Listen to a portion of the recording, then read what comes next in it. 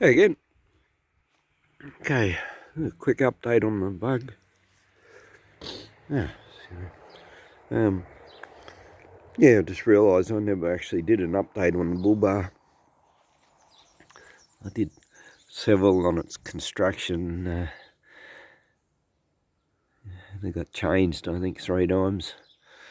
3 times I wasn't happy with it and changed it.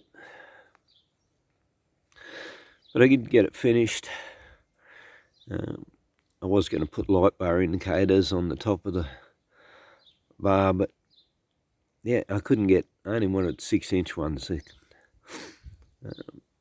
only ones I could get were nearly a foot long, and I just didn't want ones that long.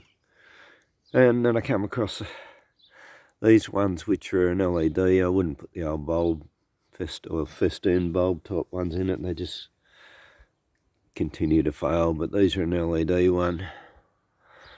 And I don't know if they'll get broken, but they are actually on a plate that'll push back, which may stop them getting broken. But yeah, I'm quite happy with that. It seems to work with the round headlights. I've also bought a set of driving lights. See, the covers, they were white. Those covers, and I didn't want white on white. So yeah, I painted the covers black. I've used paint that's supposedly okay on plastic, so we'll see how it goes. Yeah, take them both off. Let's set them over here.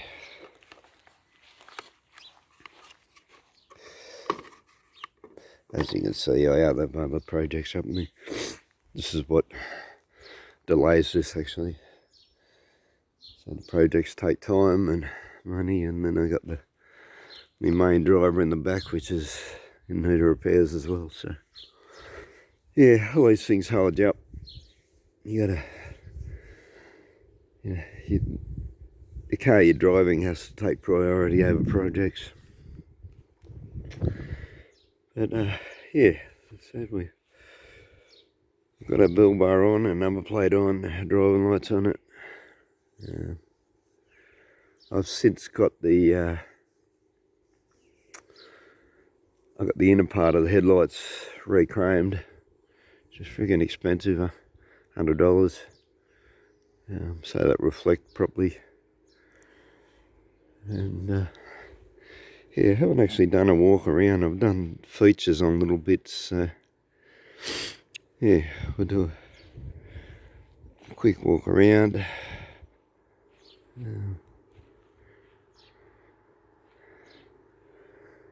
These are a 14-inch wheel. I specifically went for a 14.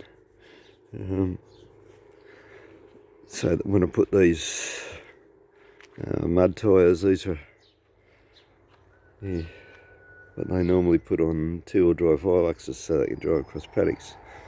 And they're quite good. I was surprised that when I first looked at it, I didn't think they were that chunky, and I was surprised at how well they actually grip. And but yeah, as I said, I wanted the overall tyre to be pretty much the same as the standard one, just for the gearing. I've driven VWs that had the big wheels on the back, and the gearing is much too high. In the bush, it needs to be lower geared. If anything, it doesn't want to be higher geared.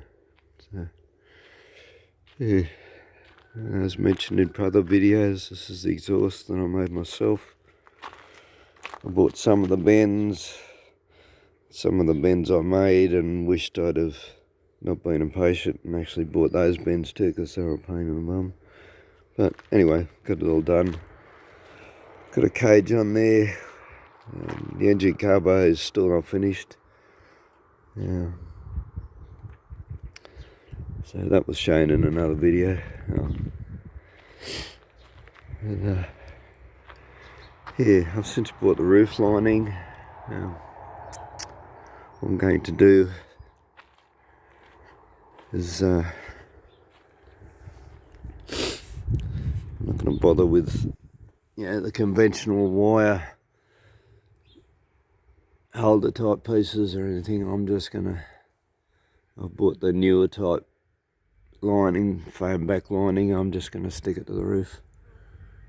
So, yeah, we'll do an update on that when it gets done. Seats, I've got no idea what they were in. They came with it. They weren't attached, of course, and I did buy some cheap Volkswagen seats that needed recover, and then they didn't actually fit. They didn't fit the floor. Didn't fit the rails. So I then took the rails that were attached to these seats and attached them to the brackets on the floor, and it was a while ago, I think. Yeah, I did. Well, I welded them on yet. I welded part of it, and the other part can be unbolted. So I welded mounts for the tracks onto the original tracks. Yeah, okay. But yeah, they're all working. The steering column was out of a Mazda 121. The Mazda bubble type, and the ignition's wired up, but that's the only thing that's wired up so far. What I did do was, it's got a solid steering column, and I pulled it out and I got it machined to take about a mil off it, which then allowed it to fit into the pipe steering column, the original Volkswagen pipe steering column. So it's been machined down. It fits in about 100 mil into the original steering column. Of course, the original steering column was cut, but yeah, and then it was plug welded and solid weld around it as well. Yeah, nice. Still got a few issues in the painting that I've already done. So anyhow, you don't notice things till you actually get a gloss on it. But this along here, you probably can't even see it now because it's so dirty. I can't even wash it till I get the windows back in. But yeah, that dips down between here and here, so I'm gonna have to. I'm not going to cut it and weld it again. I'll just build it up with a bit of bog. And also this line here is not in the right place. It doesn't line up. So this was another thing. There was huge rust holes in here, which I cut out, and I haven't got it right. So I'm going to have to.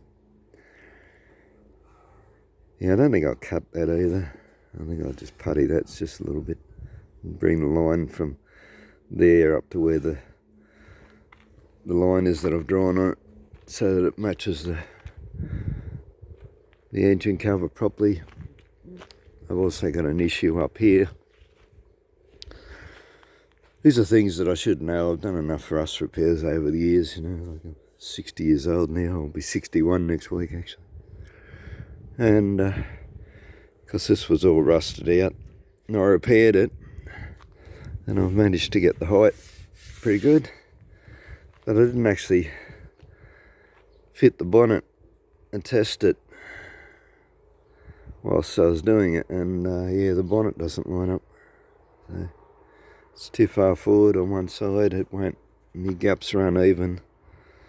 So basically this line here that I've drawn on it is where I've got to cut it. I've got to cut it, bring it back, re-weld it, and this time I'll re-weld it with the bonnet in place. I'll tack it with the bonnet in place anyway, so that I get it right this time. So, yeah. Anyway, that's where I'm up to. So, yeah. If anything I've missed you wanted to see, and especially if you wanted to see how it was Well, I don't actually have a video of when I first got it, because I actually started doing these to it before I decided to make videos, but yeah, it's pretty close to its rough original condition, so yeah. This probably should have gone to the scrapyard. It was pretty bad. It's taken me off and on 2 years just to get it to this point, and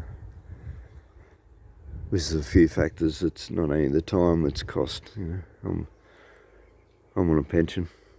As I said, I've got other things I've got to attend to that cost money as well. So we're getting close, and I'm keen to get it on the road now. I mentioned before, the engine's a twin port 1600. It is a little bit smoky, so I'll probably be pulling that apart yet and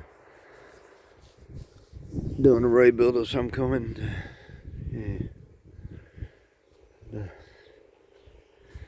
Yeah. Okay, thanks for watching. Bye.